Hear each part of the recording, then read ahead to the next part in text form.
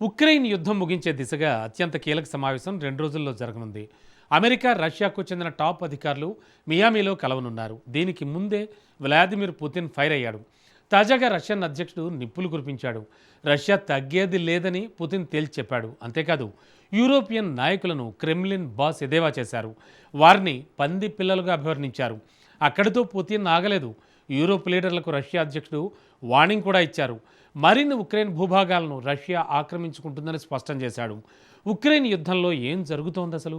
NATO బిడ్ను వదులుకున్న జెలెన్స్కీకి ఎదురుదెబ్బలు తప్పవా?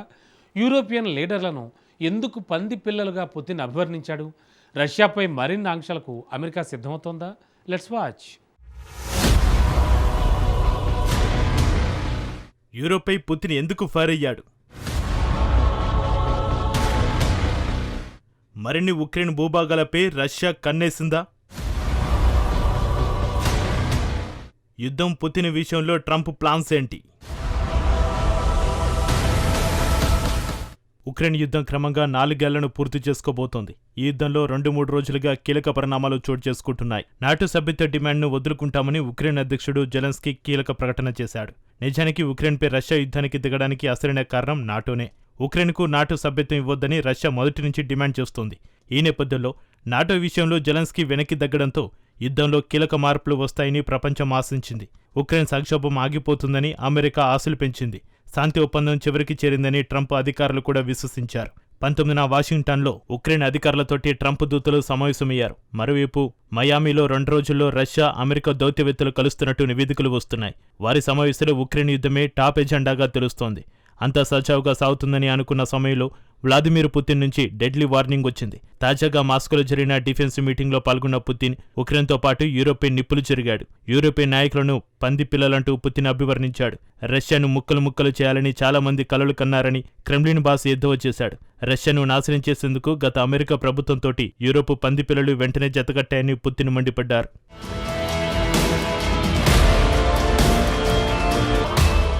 రష్యాను ధ్వంసం చేయాలని ప్లాన్లు, యూరోపియన్ పందిపిల్లలు ప్రయోజనం పొందాలని యత్నించినట్టు పుతిన్ ఆరోపించాడు. గతంలో యూరోప్ కోల్పోయిన వాటిని తిరిగి పొందాలని, రష్యాపై ప్రతీకారం తీర్చుకోవాలని పాశ్చాత్య నాయకులు యోచించినట్టు పుతిన్ విమర్శించాడు. కానీ రష్యాను నాశనం చేయాలని చేసిన ప్రయత్నాలని విఫలమైనట్టు క్రెమ్లిన్ బాసు స్పష్టం చేశాడు. అయితే యూరోపియన్ నాయకులను పంది పిల్లలుగా అభివర్ణించిన పుతిన్ అక్కడితో ఆగలేదు. రష్యా అధ్యక్షుడు కొత్త వార్నింగ్ ఇచ్చాడు. పాశ్చాత్య దేశాలు దౌత్యానికి రాకపోతే ఉక్రెయిన్ యుద్ధంలో రష్యా మిలిటరీని మరింతగా విస్తరిస్తామంటూ డెడ్లీ వార్నింగ్ ఇచ్చారు. మరిన్ని ఉక్రెయిన్ భూభాగాలను స్వాధీనం చేసుకుంటామంటూ హెచ్చరించాడు. పుతిన్ వ్యాఖ్యలు యూరోప్లో కలవరాన్ని పుట్టిస్తున్నాయి. అదేవిధంగా వ్యూహాత్మక సమయంలో పుతిన్ వార్నింగ్స్ ఇచ్చాడు. వార్షిక రక్షణ సమయంలో పుతిన్ ఈ వ్యాఖ్యలు చేయడం ఇప్పుడు హాట్ టాపిక్ గా మారింది. యుద్ధంలో అన్ని అంశాలను మాస్కోనే ఆధిక్యంలో ఉన్నట్టు పుతిన్ స్పష్టం చేశాడు. ఒకవేళ దౌత్యం విఫలమైతే యుద్ధంలో రష్యా మరింత దూకుడుగా వ్యవహరించనుందని అధ్యక్షుడు పుతిన్ క్లారిటీ ఇచ్చాడు. శాంతి చర్చలో యూరోపియన్ నాయకులు వ్యవహరిస్తున్న తీరుపై పుతిన్ ఫైర్ అయ్యాడు. యూరోప్ ఉద్రిక్త పరిస్థితులను మరింతగా పెంచుతుందంటూ విమర్శించాడు. నాటోపై రష్యా దాడి చేస్తుందంటూ ఉద్దేశపూర్వకంగా అనవసర భయాందోళనలను సృష్టిస్తున్నట్టు పుతిన్ ఆరోపించాడు.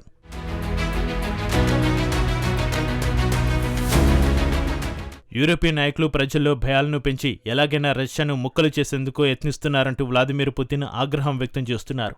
పుతిన్ ఆగ్రహం, ఆయన చేసిన వ్యాఖ్యలను చూస్తుంటే శాంతి ఒప్పందం దిశగా ఏమాత్రం అడుగులు పడలేదని స్పష్టంగా తెలుస్తోంది. దీన్ని బట్టి యుద్ధం ఇప్పుడప్పుడే ముగిసే అవకాశాలు లేవన్నమాట. పుతిన్ లక్ష్యాలు మాత్రం చాలా స్పష్టంగా ఉన్నాయి. చారిత్రక భూభాగాలను స్వాధీనం చేసుకోవడమే లక్ష్యంగా రష్యన్ సైన్యం యుద్ధంలో దూసుకెళ్తోంది. డాన్ బాస్తో పాటు కెర్సాన్, జఫార్జియా రీజియన్లలోని ఎక్కువ భూభాగాలను సొంతం చేసుకోవాలని క్రెమ్లిన్ ప్లాన్లు వేసినట్టుగా తెలుస్తోంది. ప్రస్తుతం ఉక్రెయిన్ మొత్తం భూభాగంలో 19% రష్యా సొంతం చేసుకుంది. ఇప్పటికే ఆయా ప్రాంతాలను రష్యా భూభాగాలుగా మాస్కో వాదిస్తోంది. రష్యా వాదనలను ఉక్రెయిన్తో పాటు పాశ్చాత్య దేశాలు ఖండిస్తున్నాయి. కానీ యుద్ధంలో రష్యా మాత్రం తగ్గేదే లేదంటూ గట్టిగానే వార్నింగ్ ఇస్తోంది. నిజానికి ట్రంప్ దౌత్యవేత్తలు సైతం రష్యా ఆక్రమించుకున్న భూభాగాలను ఉక్రెయిన్ వదులుకోవాలంటూ సంకేతాలు ఇస్తున్నారు. ఆ భూభాగాల కోసం పట్టుబడితే మిగిలిన భూభాగాన్ని కూడా రష్యా ఆక్రమించుకునే ముప్పు ఉందని హెచ్చరిస్తున్నారు. నిజానికి ఉక్రెయిన్తో పాటు యూరోప్కు కూడా ఈ భయాలు ఉన్నాయి. సో ఉక్రెయిన్ భూభాగాలను వదులుకోవడం కంటే రష్యా డిమాండ్లను అంగీకరించడమే మేలని అధ్యక్షుడు జెలెన్స్కీ భావించాడు.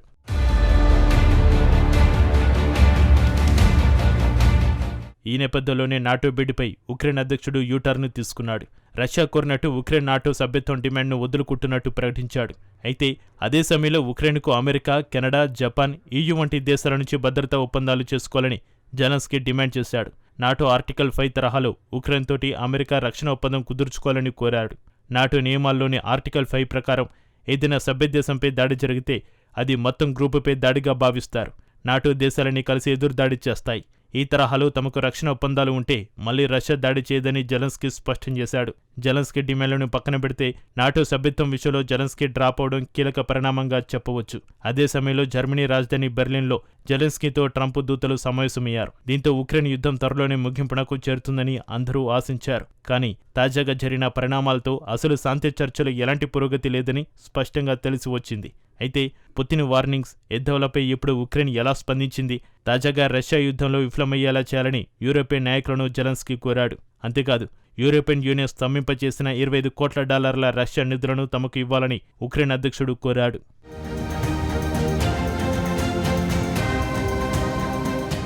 రష్యన్ నిధులను ఉక్రెయిన్ యుద్ధానికి వాడుకునేందుకు అనుమతించాలని జెలెన్స్కీ విన్నవించాడు. మరోవైపు మియామాలో అమెరికా, రష్యా దౌత్యవేత్తల మధ్య జరిగే చర్చలు విఫలమైతే మాస్కోపై కొత్త ఆంక్షలను విధించేందుకు వాషింగ్టన్ సిద్ధమవుతున్నట్టు నివేదికలు వస్తున్నాయి. రష్యాపై ఎలాంటి ఆంక్షలను విధించాలనే దానిపై అమెరికన్లు ఇప్పటికే ప్లాన్లు వేస్తున్నట్టుగా తెలుస్తోంది. ప్రధానంగా రష్యా ఆయిల్ ట్రేడర్లు, షిప్పింగ్ కంపెనీలు, రహస్యంగా చమురును తరలించే ట్యాంకులను ట్రంప్ టార్గెట్ చేయనున్నట్టు నివేదికలు వెల్లడిస్తున్నాయి.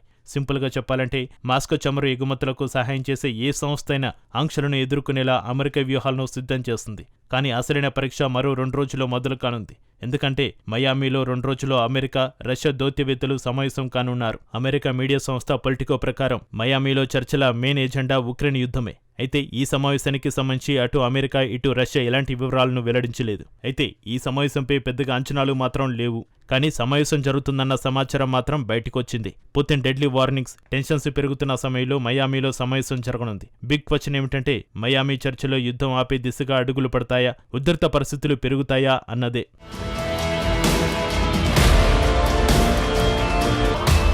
శాంతి చర్చలకు ముందు ఏదో జరుగుతుందని ఆశించిన అందరినీ ఎప్పటిలాగే రష్యా అధ్యక్షుడు మళ్లీ డైలమాలో పడేశాడు. ఈ యుద్ధం ముగింపు దశకు వెళ్తాయని భావించిన వారికి పుతిన్ షాక్ ఇచ్చాడు. ఫ్రెష్ వార్నింగ్స్తో యూరప్, ఉక్రెయిన్లో భయాన్ని పుట్టించాడు.